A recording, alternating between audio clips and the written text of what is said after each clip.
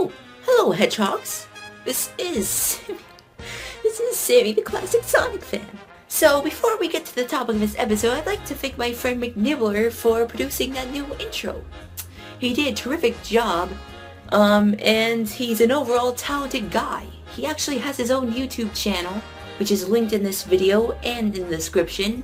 So be sure to subscribe to him because he deserves it. He essentially does reviews of 3D geometric puzzles, and that's a pretty cool hobby in my book, but he also makes other kinds of videos too, which is cool also. Anyways, let us shift to the topic of this video. Today's episode is about Dragon Ball Super. 2015 has been a huge year for Dragon Ball. We got to see the sequel to 2014's Battle of Gods movie, Revival F. Dragon Ball Xenoverse was released on Sony and Microsoft platforms, and Dragon Ball Z Extreme Butoden is set for an October 29th release. But of course, almost out of the blue, in late April, Dragon Ball Super was announced as a new anime and an official continuation of the Dragon Ball manga, while Dragon Ball GT was just a continuation of the Dragon Ball Z anime canon, if that makes sense. Now, Dragon Ball Super has already premiered 6 episodes in Japan, and subbed versions of these episodes are actually available online for our discretion, if you have not seen them yet. And naturally, fan feedback followed. The feedback was mainly positive and even somewhat quiet at first. But when episode 5 premiered, a thick shell of a criticism imploded. Essentially, the criticism derived from the poor quality of the animation of this episode, and I'd like to share why it's unfair to judge the entire series based off that one episode.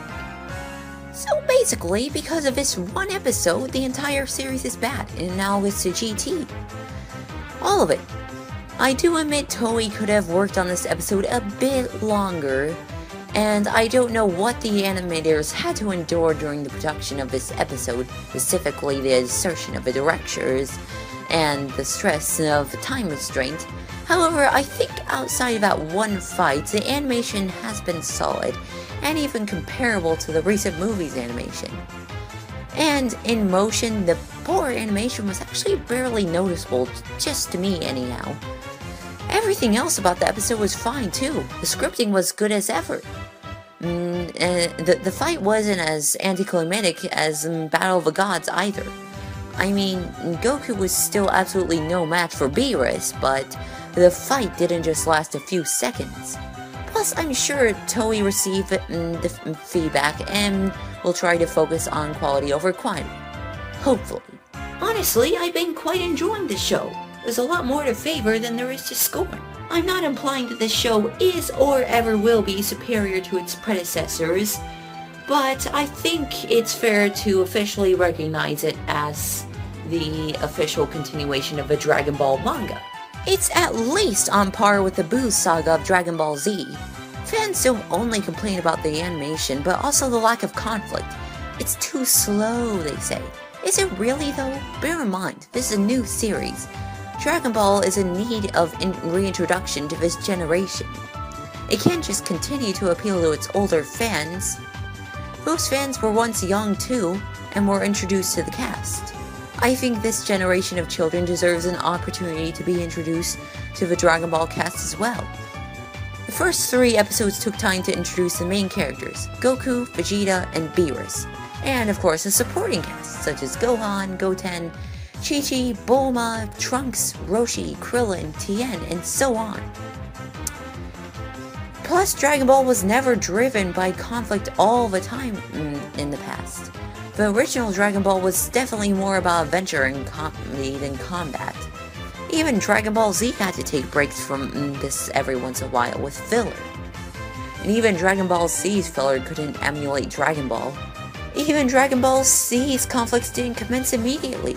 Especially in the Buu arc, in which it was almost 20 episodes before the villains of the arc revealed themselves. Even before that, the show was in no rush to reach the climax. And we've already met Beerus in Dragon Ball Super, and he's already defeated Goku in crashed Bulma's party, so I think it's being paced just fine. Dragon Ball Super is almost like what Dragon Ball Z tried to be. It's more easygoing like Dragon Ball, but doesn't throw away everything Dragon Ball Z established. Finally, some are concerned about Dragon Ball Super's overlapping of the two recent movies. I think it's for the best, because continuing from where those movies left off would be confusing for the people who didn't watch them. Also, they're too conducive of plots just to be compressed into movies. By that, I mean the plots have so much potential, and expanding them with an anime that allows longer stories is a great opportunity. Again, I'm not saying it's better than its predecessors, because it's too early to evaluate that, and I doubt it'll be better anyways. Now then, this episode has mainly been me disagreeing with other people's criticisms, but believe it or not, I actually have some criticisms of my own. I mean, one thing I fear is, are they just going to stick to the script of the movies? Are there going to be no surprises? So far, it's just been the same story retold in a different, more expansive way. I want the series to fix some of the mistakes the movie made. Above all, that's giving other characters chances to shine. Quit making any other character that's not a Saiyan, or should I say not Goku and Vegeta, feudal in strength. It almost makes it seem like they're just there for the sake of it. The supporting cast anyways. I mean, they keep the cast myriad, but they each had a purpose at one point that was other than just being good friends. I think empowering these characters could help the show to be less formulaic. As in, the characters struggle to hold their ground until Goku shows up to save the day. We need variation. It's probably too late to dramatically empower characters like Krillin, Yamcha, Tien, and Chiatsu. By this, I mean getting them close to Goku's power like the old days. But at least do this for Gohan, Goten, and Trunks, the sons of Goku and Vegeta. They, or Gohan, or at least, should be on par with Goku and Vegeta right now. And should I even be including Vegeta's name? Goku gets all the spotlight. I have nothing against the Goku character, I just hate how the producers don't take any risks, but just insist on keeping everything the same, like Goku being the star. Did I mention that I think Goku should have stayed dead after the Cell/Android arc, and Goten should have assumed the role of Goku's replacement as intended? I just hope the show's first two arcs deviate from the foundation set by the movies they're based upon. So with that, I doubt this show will rival the impact that Dragon Ball Z had, but I believe it'll still be an entertaining and satisfying show. I've enjoyed Dragon Ball Super so far, and I know it'll only get more interesting as it progresses, especially from the Universe 6 arc onward. Anyways, thanks all for watching, and keep on the lookout for more content. This is Sammy the Classic Sonic Fan, signing out.